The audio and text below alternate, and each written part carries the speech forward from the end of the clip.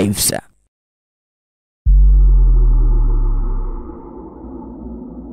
See your presence and then let them, God, walk in a way that you want. Let us all be there for you, God, because we are all your sons. We are all your daughters. Help us to know you. Help us to understand you. In Jesus' name we pray.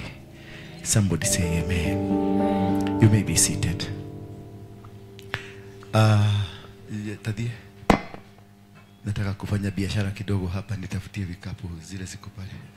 Dede halaje. Tufanye biashara kidogo. Kwa sababu hata tukifanya hii kazi ya Mungu tunafanyaga biashara, si ndio? Kama si hiyo tusipofanya biashara kidogo, nani atatulipia rent? Na jipo amutoagi. Mkiambiwa rent kanisa inapunguka na nusu. Nikwambia Sunday tutakuja na pesa ya kulipa rent. Sasa hiyo ndio roda na kupigia simu na kwambia Musa anampeleka Kirinyaga kwenda kuangalia shamba ya kahawa na wamekaa sana bila kwenda huko. Leo dada si nene na nini? Yes. Ici nĩ atumia matumaga na gũtukania matamatigire gũtuma rĩu magi harĩ ingĩ ci harĩ harĩ atumia harĩ andũ ndenda kwenderia andũ arũraya me gũkũ ndenda andũ marũraya mekwa cia wezako wapi mere moke matini marikia kũrĩa mekũrĩha irio icio kanitha-inĩ gũtirĩ kĩndũ gĩatũ Margaret natigire umaskiri natigire kwenda kuhura andu is a past no radio gĩcenjagia you are the best niguo akĩrĩ mũndũ you are the best nĩngwendete mũno ũngĩcenjia ũtuĩke mũtumia ume kwa mũndũrũme tondũ rĩu gũkũ tũko wendaga tũtuĩke arũme igana umwe ekirite nguo ya Sara na umwe ekirite nguo ya Abraham no tutingehotana. But if you can change, you are the best person ever you can have in this church. I know you. I know what I know. Nego wĩra ũrĩa ũngĩruta na rĩrĩ nĩ itinga rĩa wĩra no rĩu ũngĩhikio yo no wahenja no ona thenda we igacige tu hau nĩ maroka ũrĩa ũkocagũre kĩndũ kĩrĩa ũrenda kũgũra haha kuja hapa nigetha ngwĩre nĩ mbeca cigana kĩndũ kĩrĩa ũrenda kũgũra na wĩhe thogora chukua kikapu ile itakufurahisha mzuri kabisa. Mpigeni makofi anapochagua kikioto. Tumenya kana atuike mama kanisa. Kama ama kana mrona tatake tu kama mama kanisa. Margaret yakodora na uru. No atuike. Uga no atuike. Margaret no edera uga no atuike. Margaret. Uga no atuike.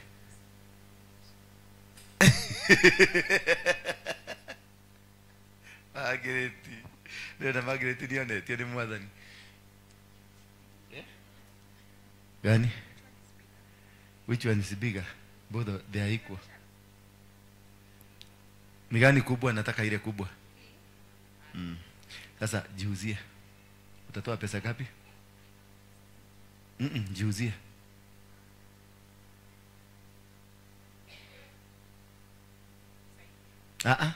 Jiuzie. Uendelie.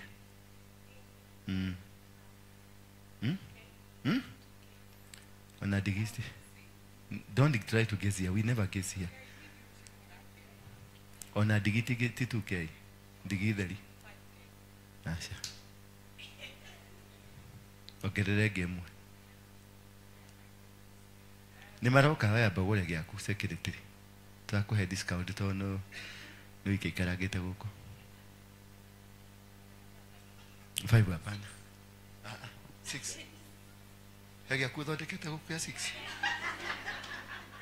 Ya ikogu. Kaegati.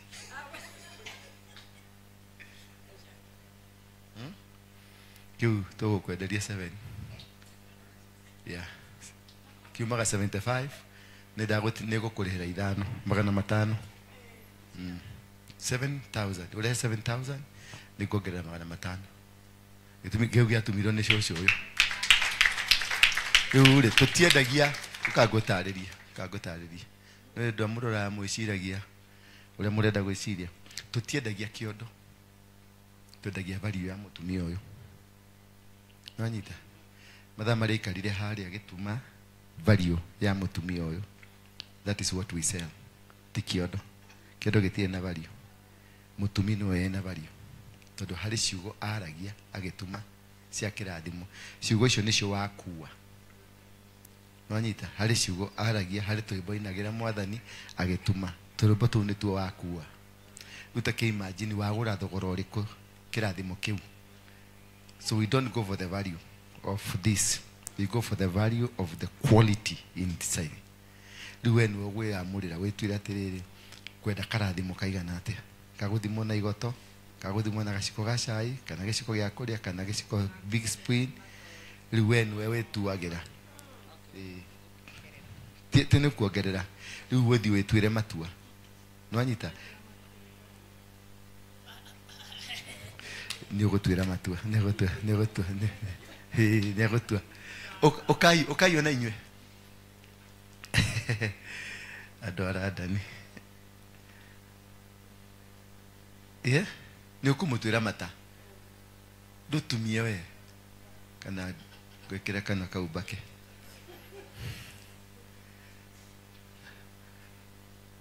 Professor Oka mundu wa Nottingham, wakati mulisikia nilikuwa nimepotea na train, nilipotea kwa kina Hawa bali sana. Deda ushagure kĩndũ kĩrĩa ũkwenda ũgũre na wĩthogorere. Deda ũkwenderia wĩra wa atumia arĩa akũrũ makoragwo gũkũ. That one kego ikaikirokeria ndona ũrĩ o mũkũrũ na cia gũkua cia gũthiĩ thoko cia gũthiĩ supermarket cirio ona wĩ namerera wa ndani ndiko inamerera kaini akoheire okuhe cagũra wĩthogorere wenda kũgũrĩra mũndũ ũgũrĩre mũndũ, wenda gũkua nĩ gĩaku nwanyita nĩo matumĩte udeda cũcũ ũmwe ũtumĩte nĩ ũyũ. Tũtiendagia kĩondo, twendagia thogora wa ũyũ agĩtuma harĩ ciugo aragia harĩ karwĩmbo inagĩra Ngai. Kaũndũ kau nĩko wakua. Rĩu ta wĩthogorere nĩ wa goro. Rĩu we mwĩkĩre value ũthiĩ ũikare thĩ harĩa ũkĩmwĩkagĩra value rĩ ũtũtigĩre mbeca icio. Ndona rĩtwa rĩa mũtumia mũtumireho Faith wa Njohi, ũcio nĩ mũtumi. Lucy wa Mbũi nĩ watumire kĩu wa Mbũi nĩ rĩtwa maingĩ metagwo ma wa Mbũi. Rĩrĩa rĩngĩ harĩa wa Geci wĩtagwo atĩa?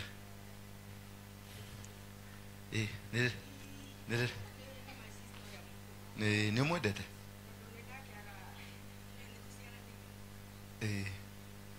rĩu gĩthiĩ wĩikare harĩa thĩ wĩikare nakĩo ũthiĩ wĩcirie mũtumia ũrĩa ũkũmwĩkĩra value yake. Ti kĩondo tũrakwenderia kĩrathimo gĩkuĩtwo nĩ mũtumia ũrĩa.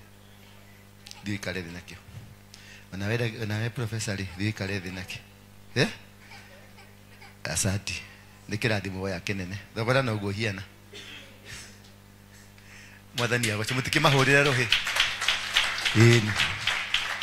no tũthiĩte rĩu mũkiuga mũtikũndeithia kũrĩha rent rĩ nona nĩ yanjia kũrĩhĩka mũgũikara hau mũng'ethetie nani no ndĩrathiĩtie ũguo nĩ nyonaga kũraihu ta.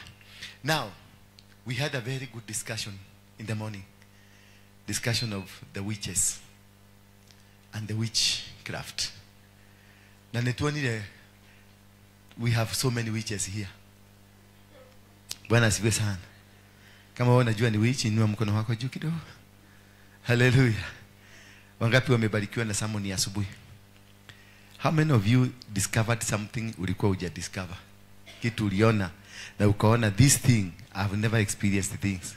Na ukaona this is the reason I've been suffering. Tu mkono wako kama ulipitia kama hiyo na umeona hivyo. Wengine kumbe mlikuwa wachawi. Najua wenye wali discover leo hawajawahi kuwa wachawi. Lakini ukiona mtu hakuinua mkono wake juu, ni kwa maana ni kitu amezoea. Nipata ndipase. Yes Kairetu. Naada kirie. Kawanire bege. B. Ateneke. Ile dia kweli ne dega kwa. Ni uri. Nigoka. Ai, akadao ni uri gaku. Ni kwenda about to get.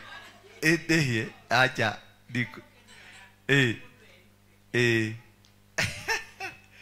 Pugusa kwa main kidogo tu. Akwirire atiriri. Gathuri gathire musiga kanyuire njohi Mathare. Akiambiriria kurwara. Akiambiriria kurwara akinjira ngiona uyu nitaguthia arathie. Ndamuheaga ndamurugagira kumugurira kamucere ndaruga kamucere ari agiciko kiu tuthaburia tukombe twendagia githeri Mathare kia mabati ari agathiko igiri gikwira ngiona mundu nite guthi nita kwihuta rehuta ngimwitira murio wetagwo Ngaruia ngimwira uria iziata uria atari akijira ningoka rucio agiuka rucio kijira mami wona twarika kwaria na baba ndukae kwaria ona kiugo na kimwe ureke twire ni atwireire akiuga nie Ngaruia ndigukua ta Elija guku ni undu wa njohi ni ngoino mwaraga kundeithia eka mugonda gaitu tikanene no ni kega wa kundeithia ni ndiriaga turigu twakwa ni akinyeirwo ni muico wa Ngaruia akinjeha kingere magana mau matatu hindi magana matatu ni matigiti akinjira uige ni ndiri kuongerera ajane kunyongerera ngimwe nawe ucarie kiri uri arethie kuria ndio ndendagia marigiti ni na nie ngicaria kwi muthenya wa kana ndiwe matariki kwi muthenya wa kana muthenya ta wa kana kare kaira kana kare wa aramithi ngiona ngikara hau ngiona kogoro goko ndi kuimu ngimoria ithe wa vita niki kogoro gweka atia ngimora ruta goko ungi keruta ri ni kuibu njira Jumatatu ndikarara Mathare ni ndauga ne karombo karaga kagatia kainagwo kinya Mathare ri kinya muthenya ikahura matha itiahurire gathiri uguo akimanduka agitura muci aturaga muci wo turaga na wo turaga tauni aturaga muci na wo turaga tauni no wega no kirathimo gatoi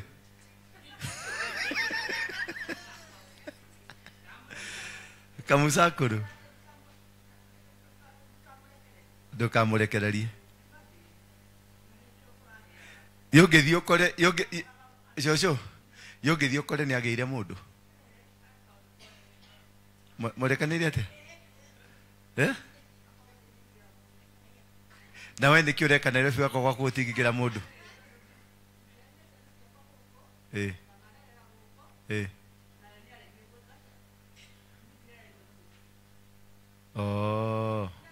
uguo hatire handu arokira thank you Radimo Second Chronicles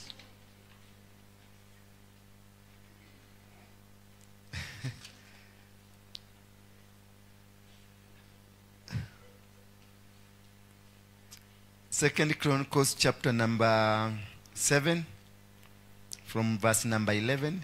This is you know it, everybody. Second Chronicles chapter number 7 from verse number 11. Niwekea Kiswahili kwa sababu shosho wako hapa. Kiswahili chapter number 7 verse 11. Tusaidie na Kiswahili tafadhali. Ama tumuigino.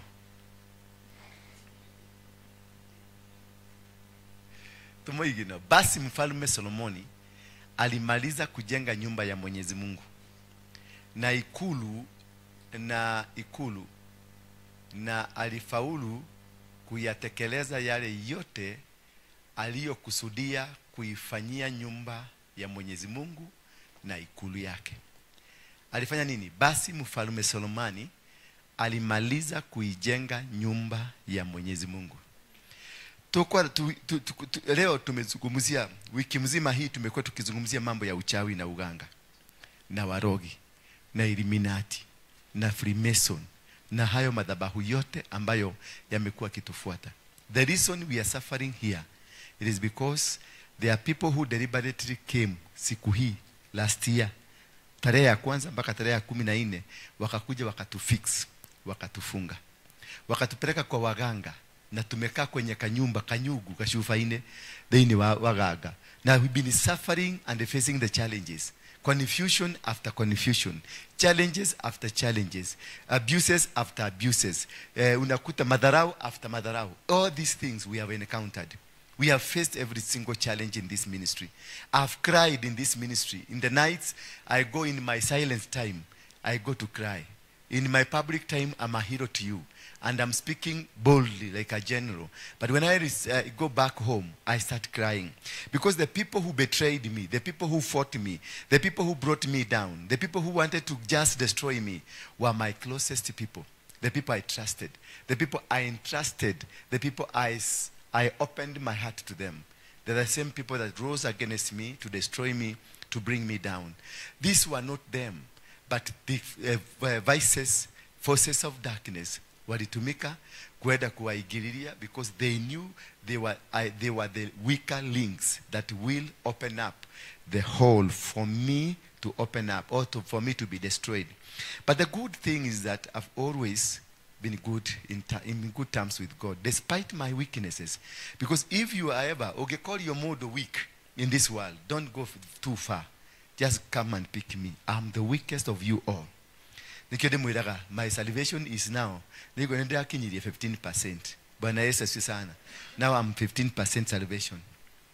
The 95 bado digeti. Dekoraihu karugedo. Ni hoyaga muno gakinya hare mukinyete. Tonejua inyu ni muhota voleta igana. Na ni muhota takwa kinya kuria na muka access. And it's my prayer. When you are praying, you are doing your prayer. Ndirikana gaitu. Nikata na nije nyaba iketea. Nyaba te hawi hanini. Nikata dueke tainywe. Roda nikata na Maria kenyu magerere. Nikata na malaika makiu magerere na muro we akakanyumerera. Hallelujah. Mutumio sana wakaga.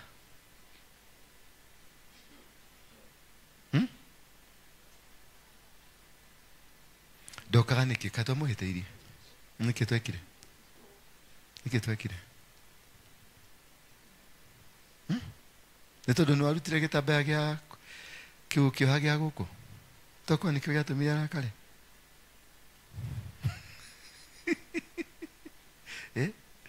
Ne athire na marakara. No murata ito. Tudio na mbele kwa Sara Maria, Mama Maria mtakatifu kuliko wanawake wote, tusamie sisi wakosefu sasa na siku zote. Amina. Niko mwaga. Na sifa sa etatauga. Nitakogeithia Maria. Sara Maria umejaa neema. Dukia ni hinya tamudore. Direte. Sara Sara Maria. Okaga ha. Ha. Yani muda wako kadwa kanisa kakatuka Katoliki. Muda wako tukadwa tutuka Katoliki. Ngoja niki onire goko ndangihota. Akeherera agitutikira morio tu wa dini. Jesu tu wa dini. Mwathani agocwo. Jesu si wa dini. Mama ndio wa dini. Na hata Popu juzi amemsema, sasa Popu amemuruka. Popu amesema deodoreni hizi machupa hizi ni za niwekeni pale, tutazifanyia kazi. Popu alisema juzi, akasema hatabui mama, anatabua mtoto. Ndivyo alisema. Mimi sikusema, ni Popu. Na unajua mpopu ndiye afanyike. Popu alikuwa amekuja hapa Mount Kenya na alikaa 68 days hapa kwa mlima pale tunaidaga hapo. Kumbe hii mlima ndio inatuaga maneno. Ndio anda Takashagwa anasema bora usiguse nini? Bora usiguse mlima. Lakini waligusiwa mlima pale kwa Muthede. Waliguswa. Mlima iliguswa. Wameru walituuza. Na Wahebu ni Wahebu wabaya hawa watu wa Wahebu. Walituuza. Walinunuliwa ugali, wakanunuliwa maharagwe na nini? Na sukuma wiki. Wakaenda watu wa Wahebu. How many Wahebu hapa? Watu wa Wahebu. Na mtu alienda kutuuza alitoka kanisa hii. Mwenye alienda kutuuza huko, alienda kabiwa kusanya wa mama wote, masigomada wote huko, akawapatiana. I guess you know, your guess is as good as mine. Mnajua ule mama anasemaga ndio mchairman cha radio nini ya wa mama. Alipigiwa na wa Muthede. Wa Muthede akamwambia kuja niletee wa mama wote ambao mabwana zao wamekufa. Wakaenda akasema wapi kule ya Muthede, wa Muthede, wa Muthede, wa Muthede, wa Muthede, wa Muthede.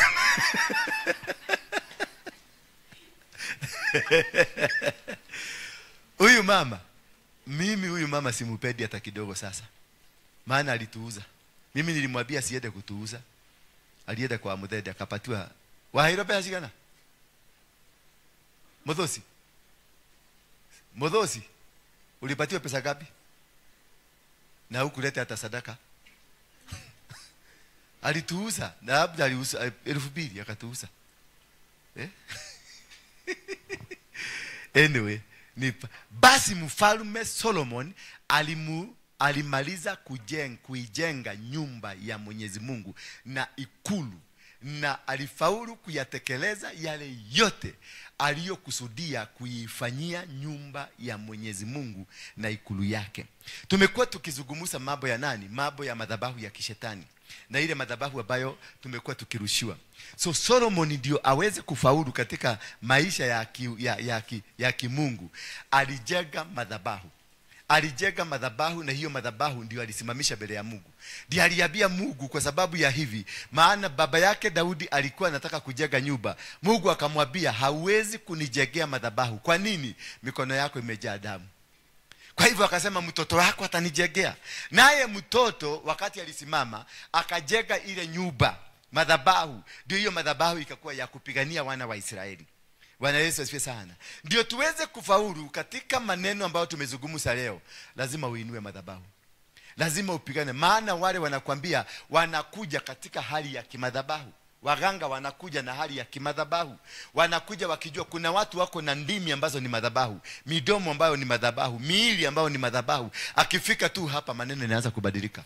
Hahitaji hata kuruza. Watu wengi wanaogopa wale wachawi wa hilisi. Afadhali mchawi wa hilisi, maana utajua amefugilia kwa suruali. Lakini kuna yule atakuja tu akae hapa, yeye mwenyewe ni Gedito.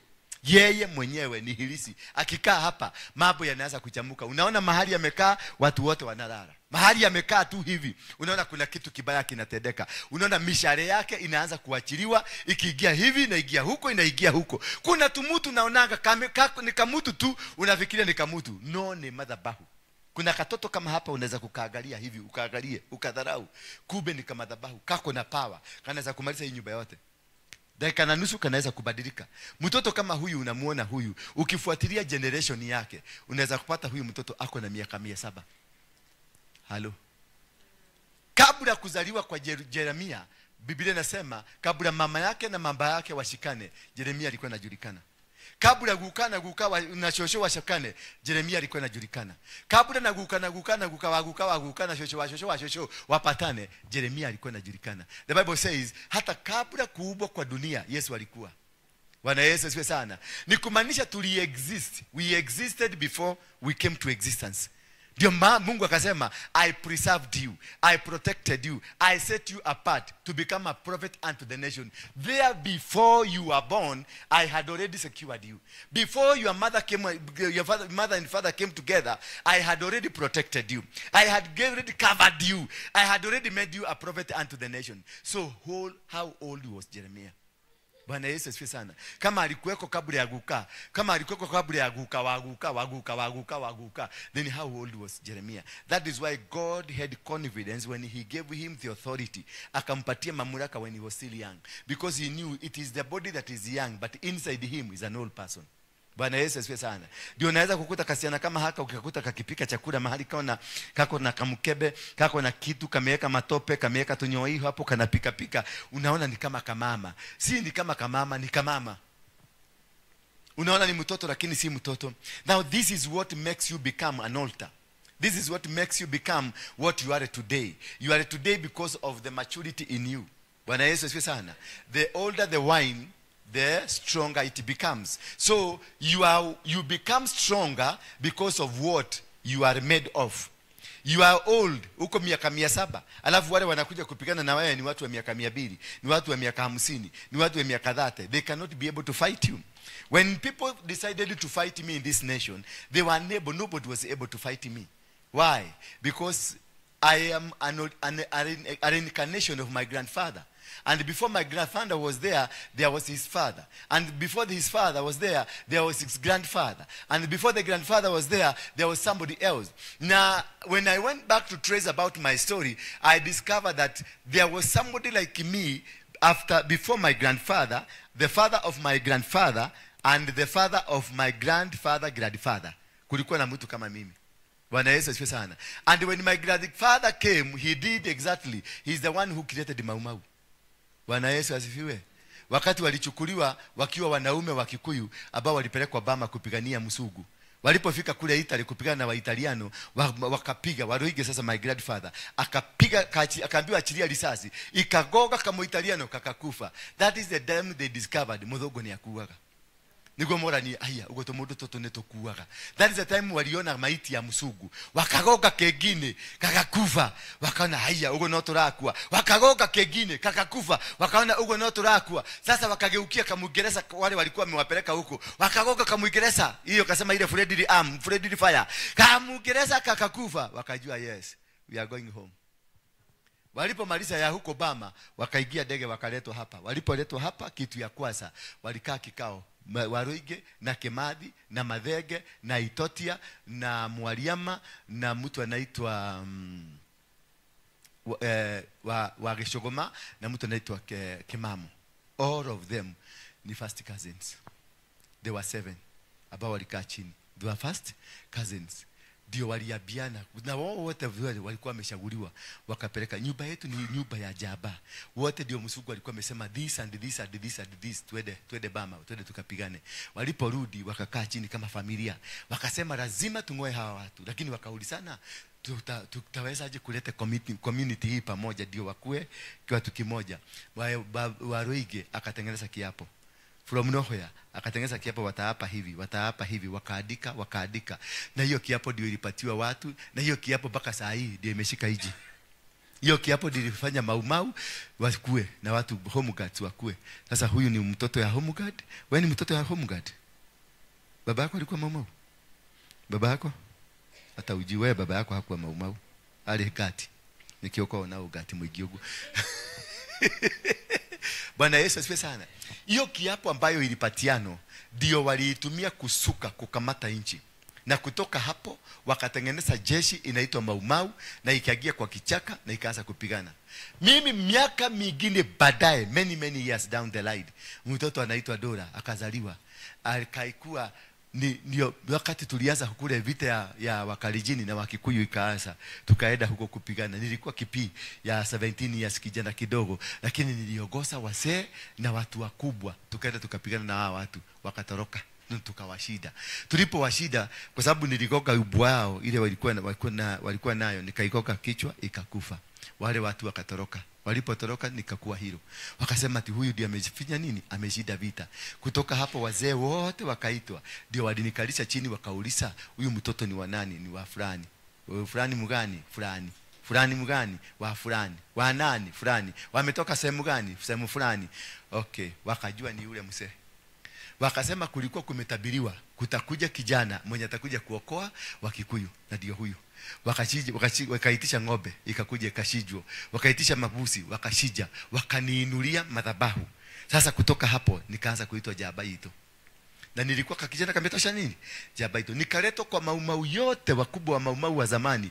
Kila mahali nilienda, kama ni Murang'a, kama ni wapi, walichija busi na wakachija ng'ombe, wakachija busi na ng'ombe. Mimi sikujua, mimi nilikuwa nafikiria ni kukula. Kumbe kuna madhabahu ilikuwa inainuliwa.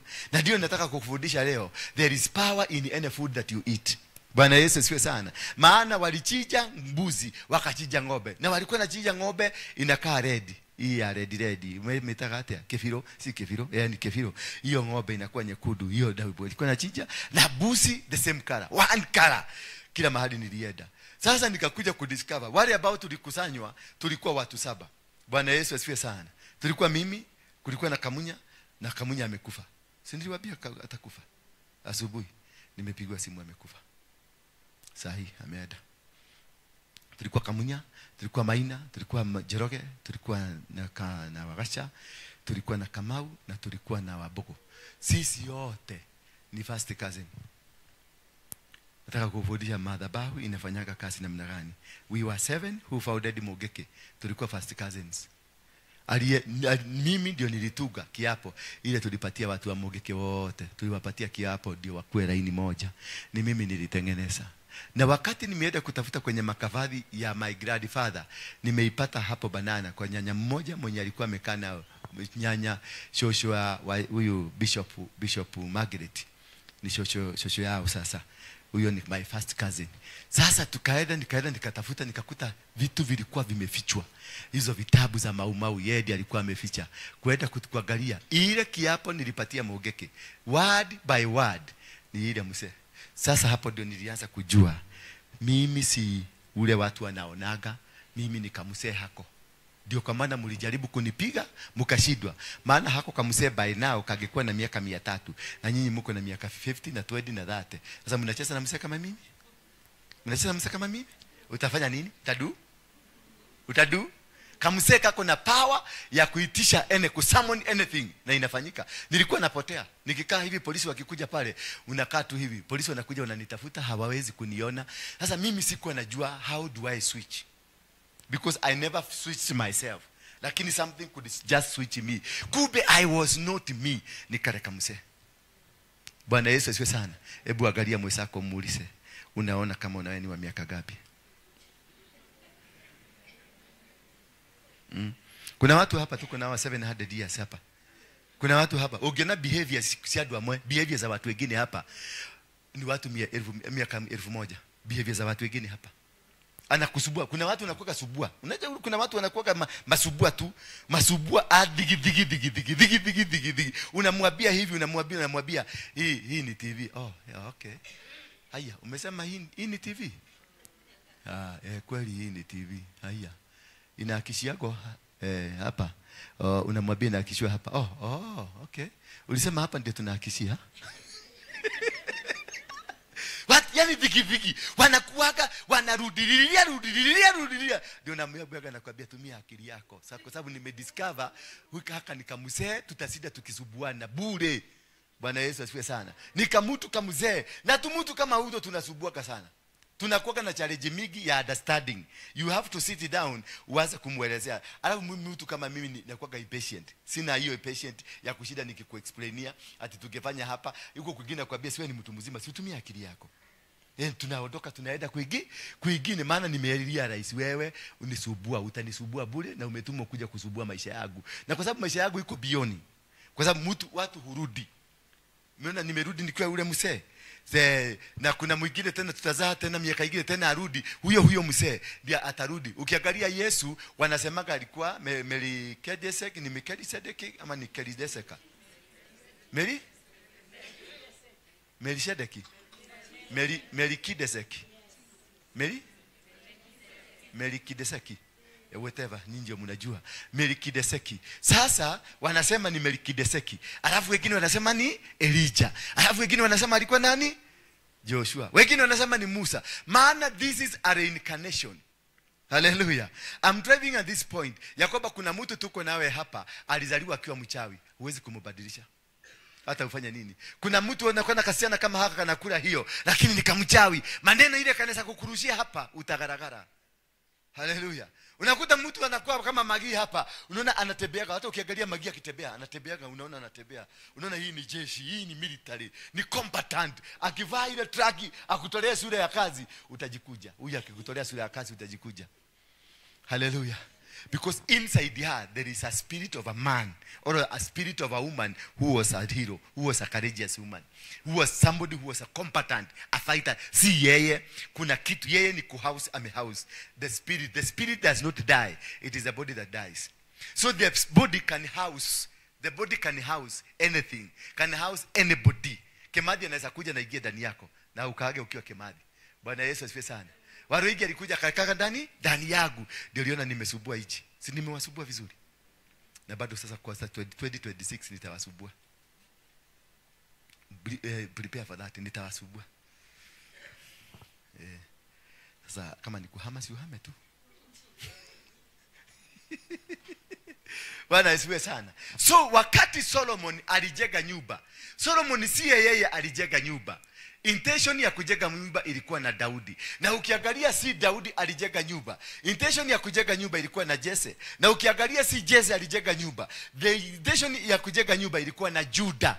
Juda ndiye alipatiwa ufalme, mudhegi wa ufalme. Ndiye aliambiwa kutoka sasa, in your generation you will produce king. The scepter of power will never depart from you. So who is the originator of the house of the Lord? It is Judah. And then you go back, you find it is not Judah. It is Jacob who is the originator of this house. And then you discover it is not Jacob. It is Isaac, the originator of this house. And then you discover it is not Isaac. It is Abraham, the originator of this house. So who built the house? It is Abraham. Bwana Yesu asifiwe sana. But in reincarnations, and that is how witchcraft happened, work in us. Reincarnation, nakuta mtu hakuenda kununua uchawi, hakuenda kufanya, ndio nakutanga mtu wako kanisani lakini anachukia watu tu bure. Ako kanisani na ile vituko anafanya ni za kiuchawi. Lakini huyu mtu kimwangalia, hata mkienda kukula kanyama na yeye, unaona ni beautiful gari. Ni mtu anaweza kufanyika inaitwa inaitwa nini? Wife material. Unakuta ni wife material. Lakini in her, it is full of witchcraft. Na unakuta mtu kama mimi pastor, niko hapa na pastor, I'm speaking it, I'm saying, I'm preaching the word of God. But inside me who is speaking? My great grandfather who was a witch. Bwana Yesu asifiwe sana. And that is not unless you are able to identify, uweze kujua huyu mtu anakaa namna gani, ujue what kind of this person, na ujue kuvuja madhabahu. Kama ni inside you there is a guka, inside you there is a great guka, inside you there is a great guka inside you who was a witch. Hata sasa wewe ni mrogi. If you have not disconnected yourself from that, if you have not dismantled yourself from the lineage, the bloodline. Tuliona tukasema they attack you through the bloodline. They access you. Wanajua in your bloodline, hii bloodline ni ya kuproduce wagaga. Wataproduciwa after every generation, lazima kutokea in your family bloodline. Unakuta kwa auntie kuna mugaga. Alafu kikakaa kidogo unasikia kwa anko fulani wala nyingine fulani kuna mugaga. Ukifuatilia ni bloodline moja. Ndio ina produce wachawi. Kwa hivyo wachawi, they are natural. Bwana Yesu asifiwe sana. What I'm trying to drive at you, wachawi, they are natural. Not unless you disconnect yourself from the lineage. Not unless you go stand up and raise an altar and sacrifice on that altar.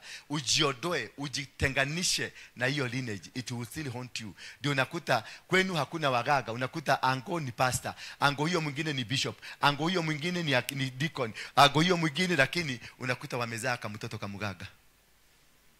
Hallelujah. The entire family ni ya kanisa. Entire family ni ya kanisa. Lakini along the way wamezaa. Kama sasa mimi nilikuwa Mogeke, my father alikuwa wa nini, wa PCA. My mother alikuwa wa PCA.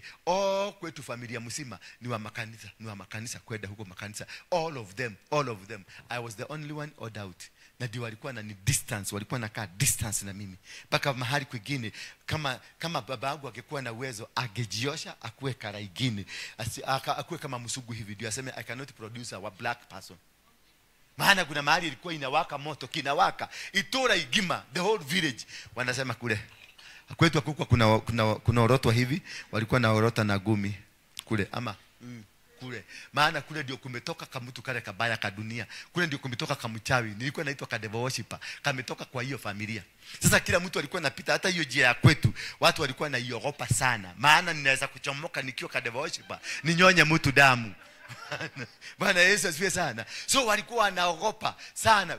Alafu wakaconnect kutoka utoto wangu, from the days of my childhood, nikiwa miaka 9 ama kutoka kuzaliwa kwangu, wakasikia niko na kastori kale kuzaliwa na vitu hapa 5 na vitu vingine hapa 5 na nikazaliwa kana kitu hapa. So they all walikuwa najua Nicola Washi alitoka jini.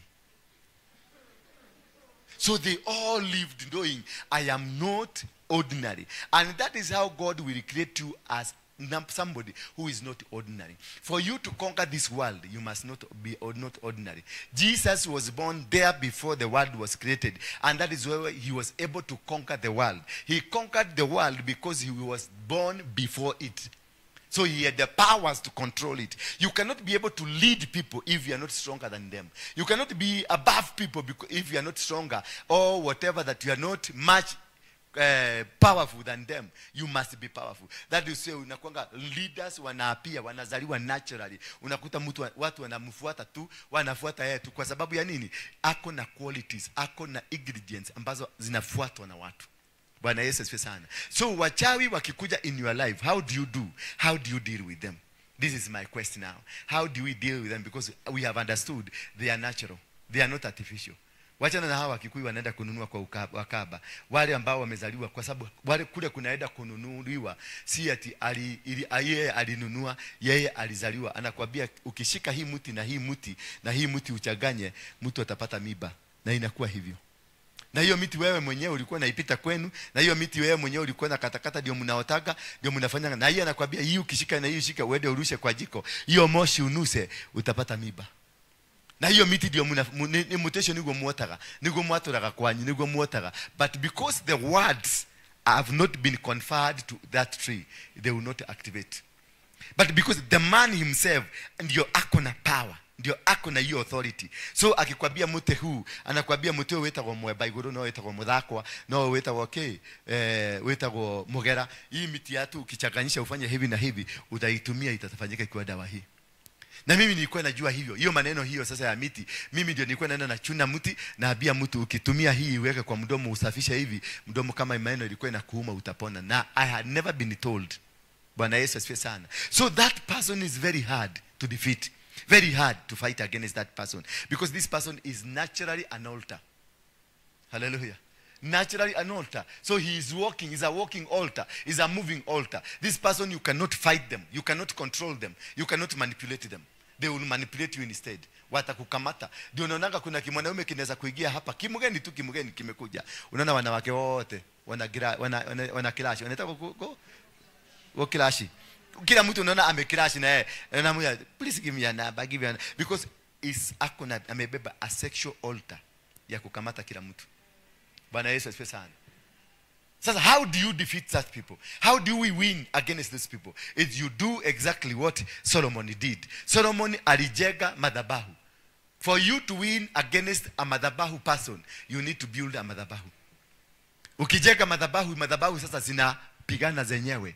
Na ukijenga madhabahu lazima uinue madhabahu kubwa kuliko ya mtu. Kama unadili na mtu ambaye ni mama yako, na mama yako ni mchawi, most of our mothers wote, wale wazee kawa walikuwaga wachawi. Ndio huyu hakuweza kukaa na bwana yake, maana huyu alikuwaga mchawi kivyake, kistaili yake. Alikuwaga mchawi kistaili yake. Bwana Yesu asifiwe sana. Maana alikuwa na power. Kama anatuma mzee anaenda Gageshagi, wewe mudhuli no udhie Gageshagi utometo ni mukagu. No kane yo magana matatu ati udio kali Gageshagi, udio kauro Gageshagi. No gaikala ko. Wewe unaweza kwenda mwanaume. Wewe no udhie. atemukagua kwa rodi aya tuko taoni wao dige shagi. Lazima kukua kuna power fulani ilitumika. Kuna nguvu fulani ilitumika. Mzee akapigwa PO box Geshagi. Baka saa hii na asitoke huko na akaabio. Hakuna kamashini na mama akazima kamashini. Nigua alizima mulise.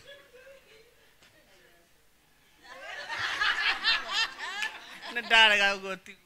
Atia. Niagire mutumia. Muthuri waku.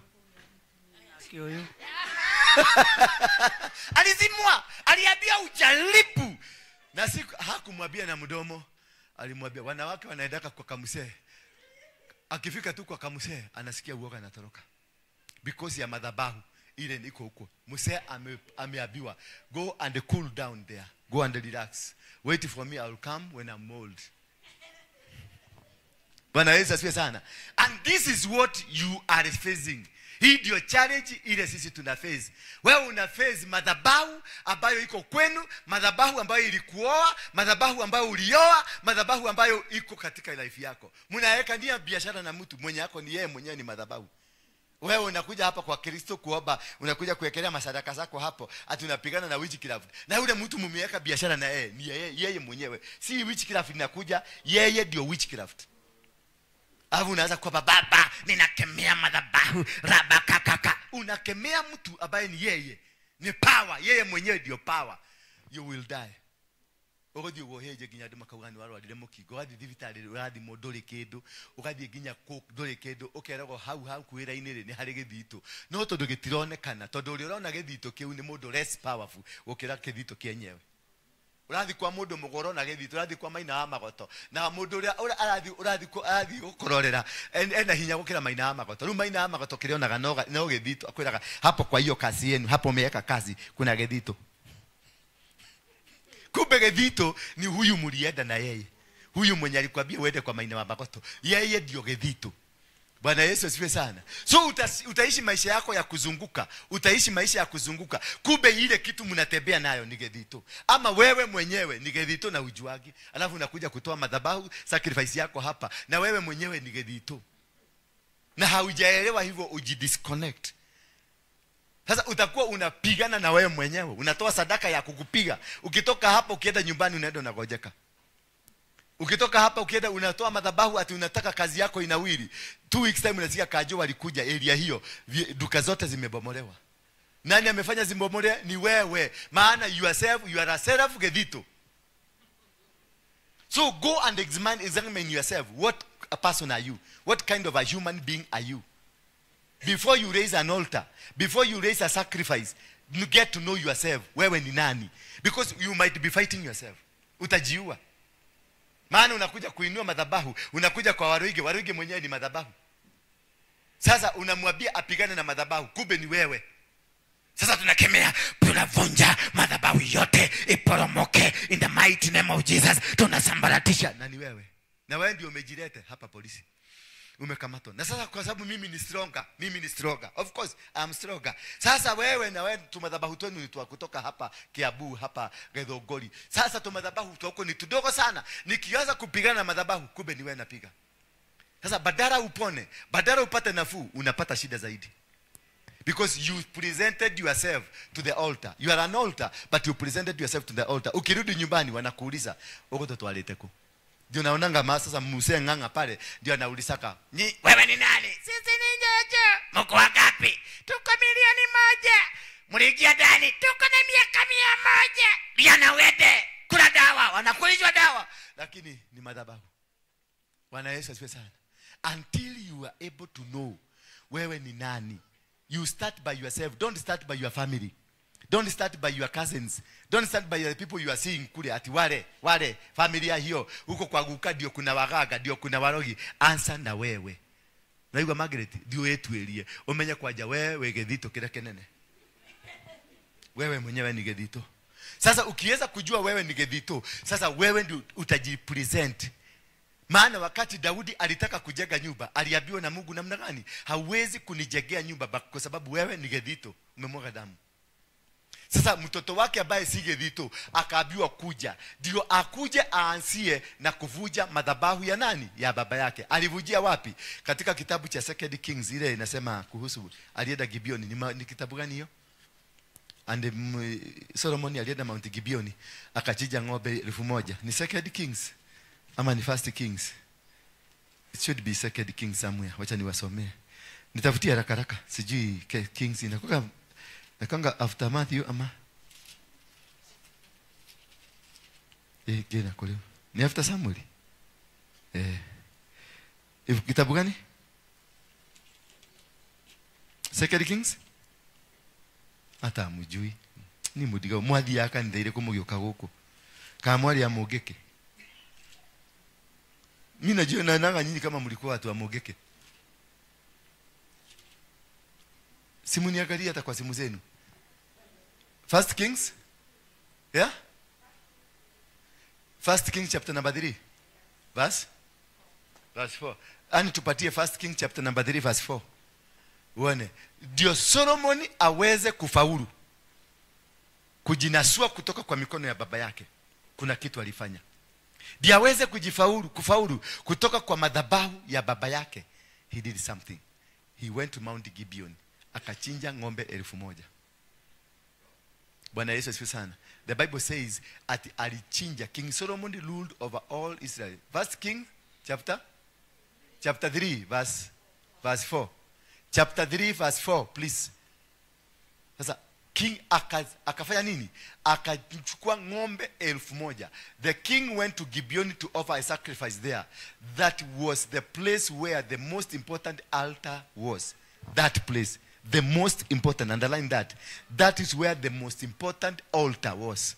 Kwa hivyo hakuenda to any altar. You just don't go to any altar when you are dealing with a superior altar.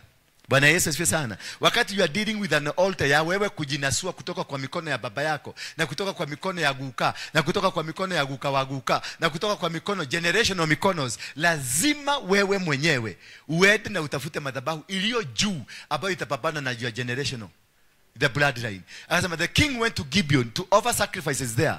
That was the place where the most important altar was. Solomon offered burnt offering 1,000 times on that altar. 1,000 times. Bwana Yesu asifiwe sana. Ni nani huyo? Wewe. Wewe. Ni nini unafanya? Nikioleka hau. Tukatorehe maundu maria ukoragwo namo. Macio makwo ya thimu hau. Relax. Guko tigwa kenda.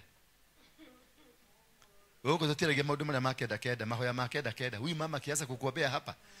Daoya na kenda. Darekana na kenda na nyanya. Darekana na mugwaja na kenda na mtado. Ile maombi ya kuvuga mtu kabisa. Si umeona amevaa ile star ya Ghana. Hiyo iko hapo ndani. Hiyo. Geta kwa kanya mugau. Gakogodhigu. Yes. Agikuhoera mahoya uyu. Wewe. Uyu akida ukinywa make kahora maka atia. Matage kuhota. Ukithamagia kirima gigathama. Wacha bikoi. I am very sure. Very sure. Very sure. You are my friend. I know you very surely. Yes. Then you have to go to enter into a mountain that is higher in power, in the form of an authority. That altar must have power in form of authority. Then, number 2, you must raise a higher altar, a higher sacrifice. Alitoa ng'ombe ngapi? 1,000 times on the altar there. 1,000 times. Kwa hivyo alishinda baba kwa baba yake. Because alitaka kugonga baba, agonge nani? Agonge Jesse, agonge the generation hiyo yote, mpaka agonge Juda, arudi agonge Jacobo, arudi agonge nani? Agonge mtu anaitwa Abraham. Ndio aweze kufaulu, akuwe exceedingly powerful. And that is what made him to become powerful. Don't put hiyo maneno ya kusema alikuwa na wanawake wengi, ni dhahirie wewe, ni wewe dhahirie. Still he had an altar that worked for him. All what you need is the altar that works for you, altar that defends you, altar that will fight you. Because anybody that has a higher altar, hata uokoke namna gani, you cannot be able to do them anything. Bwana Yesu asifiwe sana. 20 verse 5. Verse 5 please, quickly. One night in Gibeon, the Lord showed himself to Solomon after doing the sacrifices. After slaughtering 1,000 cows, God showed up. God will show up if you give a sacrifice. Sacrifices inaletega presence ya Mungu. Bwana Yesu asifiwe sana. And this is what I normally tell you. Ondoka kwa hizo maofaringi mnakuaga. Go to the sacrifices and give sacrifices. Every time you give a sacrifice, you will attract the presence of God. God will come. When Abraham alienda huko mlima Moria, akatoa sadaka, immediately God appeared to him. When Gideon alikibia kwao, akachukua kabusi na mkate ambayo ilikuwa ijachachwa, alikuja wakati aliadua yekeleo kwa mawe pale, God appeared to him. Every time you give a sacrifice brings God closer. It brings him to appear to you. And when God appears to you, he does not just appear. He appears with a promise. He will talk to you. He will tell you, tell me what you want. He will tell you, he told Solomon, ask me to give you whatever you want. Because you have attracted me. The sacrifice attracts the presence of God. You have brought me now. Wakati walikuwa pale Mount Moriah, when Abraham sacrificed and he did a good sacrifice, God appeared to him second time. The angel of the Lord appeared to him second time. Akamuita, verse 17, chapter 22 of Genesis. Akamuita, akamwalisa, Solomon, Solomon. Akaitika ndio huyo mimi. Akamwambia, surely, because you have not denied me, your son. Because you have not done what? You have not denied me, your son. Surely, to bless, I will bless you.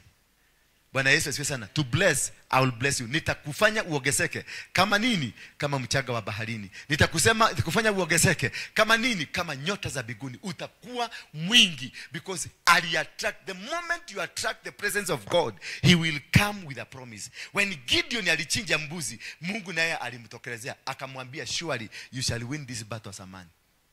Bwana Yesu asifiwe sana. You are given a responsibility. And when God appears to you, he comes with a promise. And what he promises you, nobody can be able to win against it. Nobody can be able to defeat you. Nobody can be able to fight. Even if they come, all the witches, hata wakigather, kwa komiti zao zote, wakuje, hakuna kitu watakufanya. You still win the battle because you have the covering of God. It is the covering of God that you need. It is not the power. You put the power. No, the covering of God. Because when God comes, when he gives you a promise, God is a promise keeper. He will not let you down. He will never leave you nor forsake you. He will be walking with him. Wherever you go, he will stand with you. Whatever you do, he will be there with you. He will mark and do everything that is very important for your life. Because when he gives you a promise, nobody can challenge his promise. Alimwambia Abraham ya kwamba maadui wa generation yako hawatafaulu kwa watoto wako. Maadui ya watoto wako hawatafaulu katika generation zote. Hawatafaulu katika mipango yao yoyote ile watakuwa wakifanya. One night in Gibeon, the Lord showed himself to Solomon in a dream. He showed. God will appear to you when you raise an altar. When you raise a sacrifice, God will technically appear to you. And if he appears to you, he will come and give you a promise. So therefore, there is no single day when you are operating on a promise of God, there is no single day you'll be defeated. No one will be able to fight you. No one will be able to defeat you in any way. Because you have the power and the promise of God. Because God is a promise keeper. 20 verse 6. Solomon answered. Sasa angalia venye alivuja madhabahu ya baba yake. Now I'm just training you. I'm showing you venye alivuja madhabahu ya baba yake and generational curses. Generational madhabahu ambayo ilikuwa ikioperate ndani yao. Solomon answered, you always showed your faithful love to your servant, not him. Alienda kwa baba. You always showed your faithful love to your servant, my father David. Hakusema yake, alisema ya baba yake. Kwa hivyo alileta his father on the court of heaven. Alimwekelea court of heaven. Akavuruta baba. Ndio awanze ku negotiation. Negotiation ile alitaka kuanzisha ni yeye na Mungu na baba yake. Sasa akamwambia, my father David, he served you faithfully as a good servant. Ameleta baba yake kwenye madhabahu sasa. Because anataka kumuinua kama mtu ambaye anakubalika macho ya Mungu. Ndio yeye aweze kujitetea. And he said, he served you faithfully as a good and a honest man. You have continued to show your faithful love to him even now. Sasa amejilete. Umeona sasa alivuruta baba into the court. Kwa sababu already yeye ako kwa court. Na mwenye anaweza kusikilizwa rais si yeye, ni baba. Bwana Yesu asifiwe sana. Bali kwa sababu baba waliishi na Mungu kwa muda mrefu. Huyu amekuja juzi tu. Kwa hivyo mwenye anaweza kusikilizwa haraka na asikilizwe kwa njia ya kupendwa na njia kwa sababu ni mzee, ni nani? Ni baba. Kwa hivyo alivuruta baba katika kesi hii. Maana Mungu amekuja kwenye kiti. Amekalia kiti cha enzi, kiti cha hukumu. Amekuja nayo hapo. Amemuuliza Solomon, niitishe kile kitu nataka. Akajua nikiitisha nikiwa peke yangu naweza kukosa kitu hapa, lakini wacha ni ulete baba yangu on board. That is why spiritual fathers are so important in your life. Bwana Yesu asifiwe sana. Because there are battles wamepigana wewe huwezi kupigana. There are battles wamepigana na ufai kupigana nazo. Because witchcraft itakuja, waganga watakuja, warogi watakuja. Ukianza kupigana hizo vita, kama sasa mimi nikuwe sina covering, kama ya Harrison Ng'ang'a, James Maina Ng'ang'a, basi vita zikikuja za wachawi watakuja watanigoga. Mtu yote akikuja atanigoga. But hizo vita wakati Maina Ng'ang'a alikuja, alipambana na wachawi wa Nairobi. Hallelujah. Wakati Harrison alikuja Nairobi, aligogana na wachawi wa nani? Wa Nairobi. Me being the son to them, washapigana hiyo vita, sitapigana. Mimi nitapigana level ingine, sitapigana level yao. That is why it is very important to have a strong and a more powerful spiritual father whom you are sitting under. The covering is so important. The covering you are under, because it covers you from things you don't need to fight. You will just cruise. Unakuta milango yako inafunguka. Maana hizo vita mimi nishapigana. Hizo vita nishashinda. Kwa hivyo wewe kama mtoto wangu hautapitia vita ambazo nimepitia. Watoto wa Ruto hawahangaiki venye Ruto alihangaika wakati alikuwa anaishi Kawagware. Hawezi kukaa Kawagware, watakaa wapi? Watakaa Karen, watakaa Ruda, watakaa kwa hizo maeneo kubwa. Because the father has already fought the battle of poverty. Amepigana hizo battles za poverty. Sasa wao ni kuanza kuleta matatu hapa kwa barabara hazina number plate na mapolisi wanazipigia saluti zinapita. Maana baba yake amepigana hizo battles zote za polisi na ameshinda. Kwa hivyo watoto hawatashikwa na polisi. Bwana Yesu asifiwe sana. So that is the importance of having a spiritual father who has won battles. But if you have a spiritual father who has never won any battle, my brother, you are in trouble. Utasubuka, utateseka. Bwana watakuja chai tudogo. Tutakuja hapo unaanza kuhangaika. Hapana, mimi siwezi hangaika. I don't care. Ndio unaona mimi I don't care. Nikikwambia utapona. Nikiwa hapa nitakwambia utapona. Nikikupigia simu ukiwa America nikwambie hiyo maneno yote inakusubua imeondoka. Bwana Yesu asifiwe sana. Na itaondoka. Because my fathers are more superior and they have fought battles zile za hapa za kuzuia. Mimi sasa ninaenda kwa masafa. Ndio unaona mimi nimeenda country nyingi kuliko Harrison Ng'ang'a. I'm sure Harrison Ng'ang'a hajaenda America. Yes, hajaenda UK. Mimi nimeenda UK. Juzi ndiye niliona ameenda Holland. Kule ameenda sana ni hapa Uganda, Tanzania. Amenifungulishia milango ya kutembea. So mimi nitaenda kwingi kumuliko. Na yule atazaliwa kutoka kwangu naye ataenda zaidi kuniliko. Bwana Yesu asifiwe sana. So that is the importance. Sasa akasema namna gani? He served you as a good and honest man. You have continued to show your faith, love to him even now. You have given him a son to rule as a king. You have given him. Yeye hakujiindicate, yeye hakujitagasa, yeye hakujileta on board, amejileta through the father. You have given him. Umepatia baba yangu mtoto wako amekuwa king. Si yeye. Yeye sasa amejiondoa. So when the judgment will be given, itapatiwa through the line of father, not the line of the son. Bwana Yesu asifiwe sana. Na ndio sasa akawin the heart of God. Akaleta Mungu. Mungu akaanza kukumbuka mazuri. Sikumbuka Mungu alikuwa anaita Daudi nani? A man after my heart. When alisikia yule anatajwa, ni the man after my heart, alikuja mzima. Bwana Yesu asifiwe sana. So who is the man after? Ni nani huyo uko chini yake? What kind of authority uko chini yake? Who are you under? What can he fight for you? What kind of battles has he done for you to qualify you to become that son that will be protected by God? Sasa akamwambia, you have given him a son to rule as a king on his throne. On his throne. On whose? Not on Solomon's throne. On David's throne. Hakusema nimepata kiti sasa nitakalia.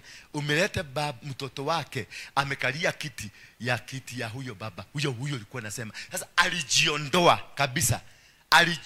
kabisa. Akaachilia bato kwa baba. So when God came, alipata ni Daudi anazungumziwa.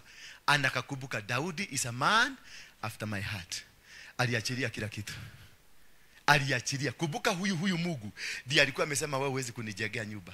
Lakini huyu mjamaa ameleta Mungu, amemfuruta na amemwekelea kwa kiti. Mungu amekuja amepata ni yule mtu alikuwa anasema a man after my heart. Amefanya nini? The Lord my God, I am only a young man. I have not learned how to rule well. Anataka kuambia mimi, aliambia Mungu, I have withdrawn. Sina nguvu, sina uwezo, sina kujua. Aka withdraw kwa hiyo kiti. Akaachia nani? Baba yake David. But you have now made me become a king as my father David was a king. Umeona sasa? Amelete, amejiondoa, amewekelea baba yake. Ndio anything ambayo itakuja, ikuja on the promise of God. Mungu alikuwa akisema nini? This is a man after my heart. So he wanted to pin God on his words. So which kind of words do you have to pin God on his word upon you? Those are the words that will make God change the mind. Those are the words that will make God come back to you. When alikuwa ametoa hukumu, anageuka. Ndio unaona Hezekia alimwambia Mungu, na ukumbuke Hezekia ni lineage hii. Akaenda akamwambia Mungu, kumbuka kitu moja kizuri ambaye nimewahi kufanya. Mungu aliambia Isaia, shoka haraka, kimbia. Nenda uambie Hezekia nimemwongezea siku nyingine. Maana Mungu alikumbuka huyu jamaa amenitendea mazuri. Akamwambia kimbia haraka, kimbia, because God is a promise keeper. Na katika hii lineage alipromise that you will never be defeated by your enemies. Verse 8, you will never be defeated by your enemies. Therefore, when you raise an altar based on a father that was strong, based on a generation that was strong, then this altar will conquer any other altar, because it is a lineage altar. It's a bloodline altar that is more powerful, that has a good history with God, and therefore through the good history you conquer. Bwana Yesu asifiwe. I am here as your servant, not as a king. Amejiondoa kabisa. I am here as a servant to lead the people that you have chosen for yourself. The people for you are chosen for who? For yourself, not for him. Huyu mtoto alijiondoa kabisa. Ndio baba yake aonekane wakiwa na Mungu. Ndio sasa Mungu ashonoke. Kuna njia ya kuweka mtu geta, unapiga Mungu geta, unamweka hapa. Ukipiga Mungu geta, anakupatia kila kitu. Huyu jamaa aliweka Mungu geta, akamwambia hii kiti sio yangu, ni ya ule msee unapenda. Bwana Yesu asifiwe sana. Sasa yeye alijiondoa in totality. Ndio Mungu aachilie vitu aliachilia msee. And therefore it is great nation, and it has too many people to count. It is a great nation. Akasifu, akainua taifa hili ambalo lilikuwa linaongozwa na baba yangu. He made this nation a great nation. He made this nation a powerful nation. He made this because of your sake. This nation is great. Because of your sake, this nation is powerful. Because of your sake, and it has people that you cannot be able to count. Verse 9. It has people that you cannot be able to count. It has more numerous people. Watu ambao wako na nguvu, wako na maarifa, na wako na ujuzi mwingi. These people that you have given. Verse 9 please. These people. And so please give me a wise mind that understands things well. Because I don't understand. Unaona ujanja? Hiyo ndio inaitangwa ujanja high tech. Spiritual ujanja. Give me what? Please give me wise mind that I understand things well. Kwa hivyo alijifanya kelimo. Sasa nyinyi hapa mnakujaga mnajifanya nyinyi mnajua, mliogea jata mnaodolewa sahani. Huyu hakuodolewa sahani, alideduce ndio Mungu akuje akiwa mwigi. Ndio unaonaga nasemanga niko 15%. Ndio Mungu akuje akiwa mwigi. Sasa ndio unaonaga Mungu akinitumia kwa wigi, maana ni yeye mwigi kuniliko. Wewe unakaaga biguni, kaa biguni, utaendelea kukaa hapo tu. Bwana Yesu asifiwe sana. Then I will be able to rule your people properly. I will know the difference between right things and the wrong things. I will only be able to rule this nation, great nation of your people, if you do that for me. Mungu atafanya nini sasa hapa? Atadu? He has no option. He has no option. When you have cornered God that way, he has no option. He surrenders. He has to give you. Verse 10. He has to give you automatically, because you have pleaded your case. That is pleading your case to the court of heaven. How you plead your case to the court of heaven, it is how God will respond. The Lord God was pleased that Solomon had asked for this. He was pleased. Hello. Kama ni wewe ungeweza kuitisha ndege, helicopter. Kama ni Kasogo, imagine Kasogo. Ageitisha nini? Magorodi zote, madiamond zote, kila kitu yote ndio aweze kuongoza watu wa Mungu vizuri. Bwana Yesu asifiwe. Najua wewe ni wa Kasogo. Usitendelea tu. Verse 11. Bwana Yesu asifiwe sana. Na watu wa Muthende wako hapa. Verse 11 please. 11 and 12. So God said to him, you have not asked me to give you a long life. Because he knew the long life is in his father. He didn't ask for what that the father was having. Bwana Yesu asifiwe, because his father lived long. His father lived long. Aliishi miaka mingi. Kwa hivyo alijua it is in him. To live long was in him. So you don't ask for that. Then number 2, akauliza, you have not asked me to give you a long life or to make you very rich. Remember, this man who slaughtered 1,000 cows, was he poor? He was not poor. He was already a king. He was already a king when he gave the sacrifice. He was already rich, but he gave a sacrifice. Remember in the morning we studied about Job, who was also a rich person. Na wewe hauna kitu, na niguorero weke kaundu haka nini, Ngai aguteithie. Ndungika, rati ndo haokerea Ngai ndeithia Ngai. Ngai ateithagia. Uko ni kingi uraruta ng'ombe ciake icio ciothe ri, akaruta nigetha Ngai amuonekanire ri. Wewe hapo umekauka, nywele ngumu tu. You have not asked me to punish your enemies with death. Instead, you have asked me. Unaona Mungu huyu jamaa alipropose baba yake. Alienda kwa baba yake in totality. Lakini Mungu anajibu yeye. Have you seen now? God is answering him. But for him, he was talking the greatness of his father. He's the purposes of his father. He spoke the mambo ya baba yake. Aliongelea mambo yake. But when God answers, he does not answer those. He answers you. When you know how to present your case in the court of heaven, God will answer you according to the heavens. How the heavens want you to be. How the heavens want you to become. What he wants you to be. Therefore, he says, you have not asked for me to punish your enemies to death. Instead, you have asked for wise mind that you can rule well. Because of that, I will give you what you have asked for. Yes, now I give you to you wise and mind and that understanding as well. You will be wiser than anyone who had already lived, and wiser than anyone who will live apart from me. Yes, apart from me. Yes. Nimeshinda Abraham kutoa sacrifice. Nimemshida. Nimetoa mingi na bado naendelea kutoa. Hata ukikuja kwangu tutachinja busi tu. Si busi naendelea kuongezeka. So, to get the blessings of God, to get the tidings of God, you need to know how to approach him. You don't approach God as though he is your grandmother or your grandfather. There is a system you approach God. And this is what will set you free. Solomon found his favor with God because he knew how to approach God. He knew the systems that he used that made him to get closer, to get in contact with God. And he won the battle. May God bless you. Now you can go home.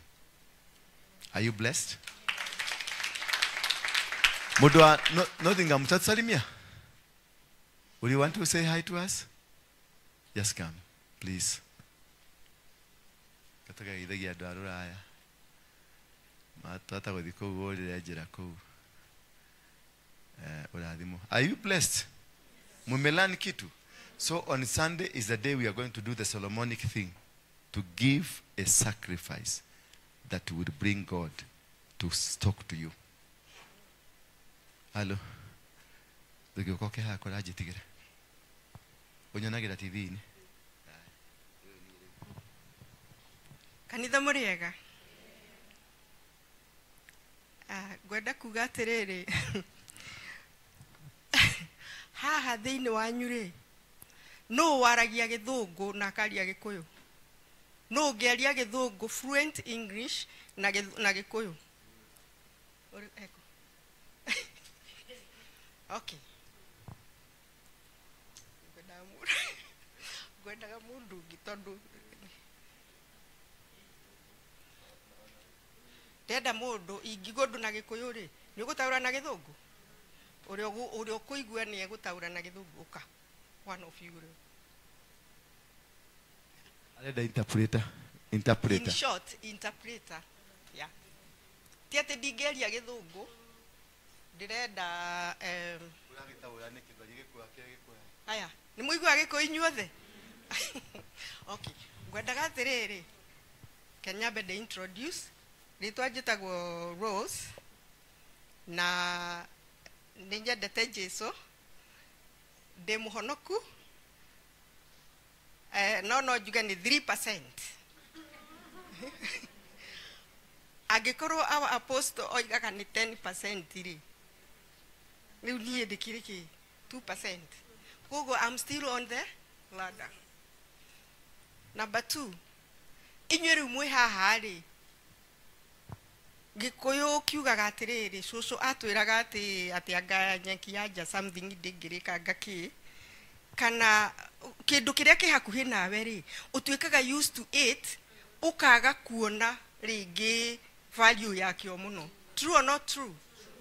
But I want to tell you, thine wa the othe ri ndikuga Kenya yothe ndoiga thine wake wa the othe ri gutire andu mena bahati ta inywe ni gukorwo mwina apostle mbere yanyu ati no mumwaririe no mumukuhiririe anytime any minute mugienda ati muikarite haha akimwaririe mbere yanyu aigwikaga the yothe na ni kundu kuingi andu me kundu kuraihu muno moragia mangi mukuhiriria atia na andu ingi nginyona ra me Nottingham kana me UK makoiga atiriri hihi ri ingikuhiriria apostle uyu ri I think maundu no meke atia no mayagire gitumi kiria ngwendaga mundu eguka interpret haha ri ngwendaga kumufundithia kiugo kia empowerment, empowering one another. Apostle haha ri niekite maundu maingi muno ma kumuonia njira ya ku empower mundu. Ku empower mundu ni tatiriri we no ukorwo we no hoti no ucio muriganitie nake ri ena gathina karamuthumbura na gathina kau we no uhote gukahingia kana no uhote gukinyiria mundu ungi gathina kau akahingia we no hoti no tondu wa selfishness iria tukorwo tuciaritwo nayo ri ndungiteithia mundu ndagateithike kana ndagateithike hana tawe. Koguo ri nikio ithuothe tutangĩũmbwo tuiganaine nikio tungikorwo na ndungata teno apostle ni wa gutwerefiti na gutuonia njira kuria tuguthie ona ciara ici citigananite. Koguo we are all different. Wona mundu wina gathina ungihota guteithia ri just help. Ndirona haha hena itambaya nyingi ngona Rahabu ngona Tabitha Dorokasi no ndirona giakwa nie Deborah Keha. Deborah, hi. We are women of virtue. Nema kanatima. Na nederioka apostle, nederioka na ni gitaba ni Deborah. Na ni erereke. Na ni hakwari, ni ndiuria ndatwikire Deborah. Ona tigothura ndathurire. Ni ndathire o kanitha toguo nyingirire guku. Ngianjia gutungata kanitha.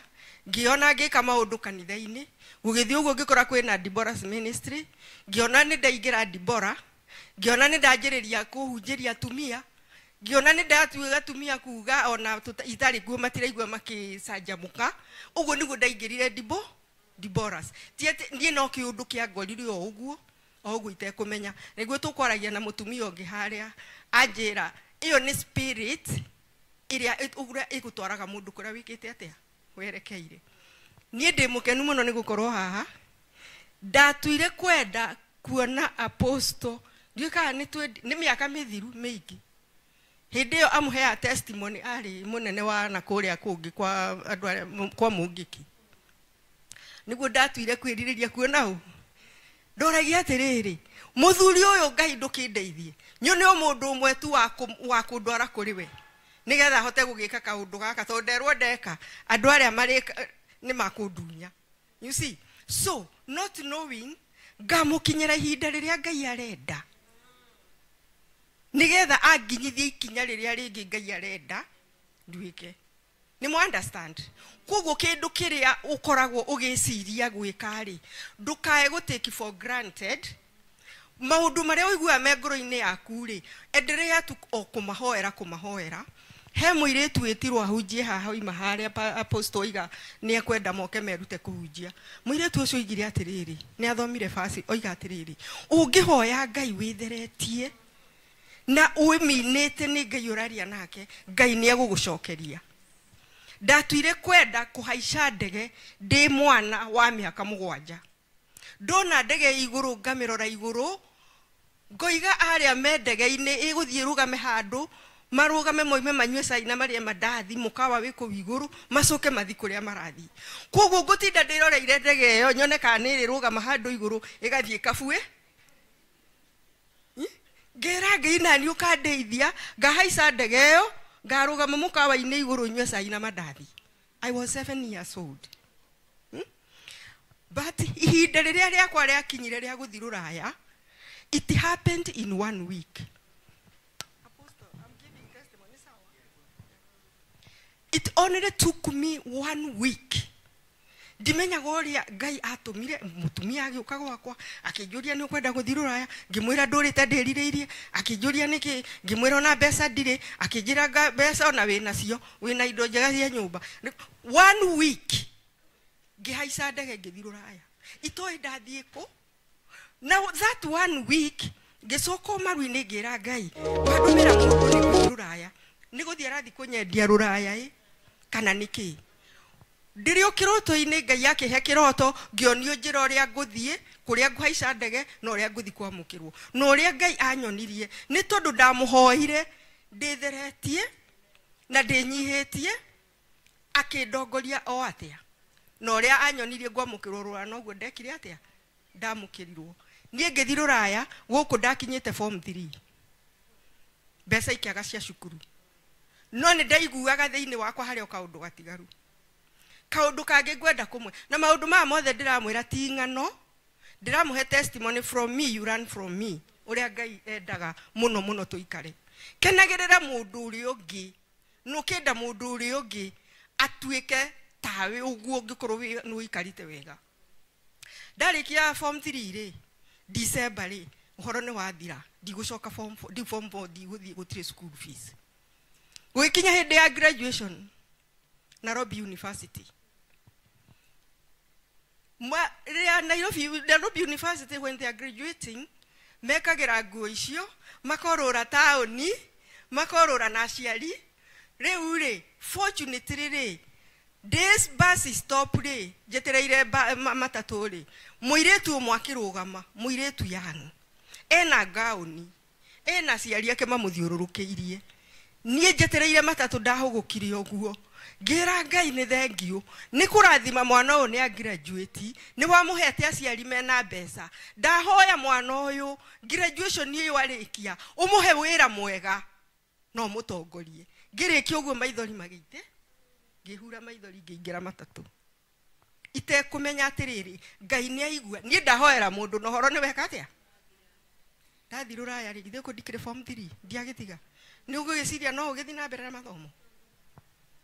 Riria ndambiriirie wira ri wathi Ruraya mawira wa mundu anjigire ni kuhata uguo gathi ugerete ngicemania na mundu wari very powerful guku Kenya.